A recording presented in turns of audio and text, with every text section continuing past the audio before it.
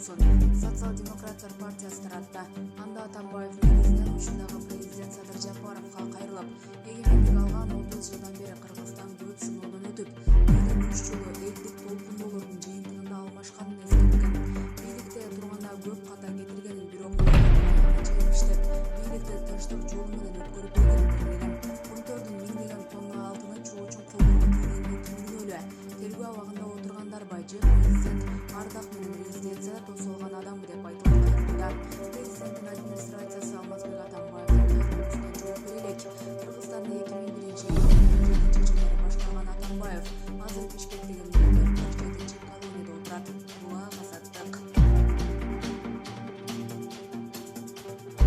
Сейит Атамбаев, Текебаев барып азыркы бийликти атабызды чыгарууга көндүрүп деген сөздөр көп айтылып жатат.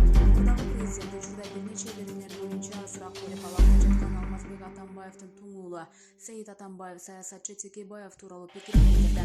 Ал атасынын абактан чыкпай жаткандыгына Текебаевдин салымы бар деп эсептейт.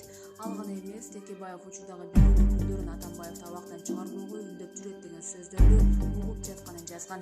Текебаев Атамбаевдин начар мезгилин айтуудан мурда анын тушунда Атамекен фракциясынын саясий ордун өзүнүн жакшы кызматтарда иштегенин уюштуруш керек.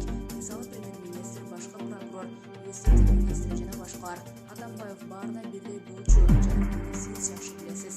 Билбейм, Текебаев кандай президент болмок, убактыга жараша боло албайт. Эгер кокустан шайланып калса, анда чыныгы кызыл камчы бийлик орномок. Бизде Садыр Жапаров жана Камчылык Ташиев менен кагыштыруу сиз тараптан туура эмес болот. Кала берсе, сиздин азыркы бийликтин өкүлдөрүнө барып, атабызды абактан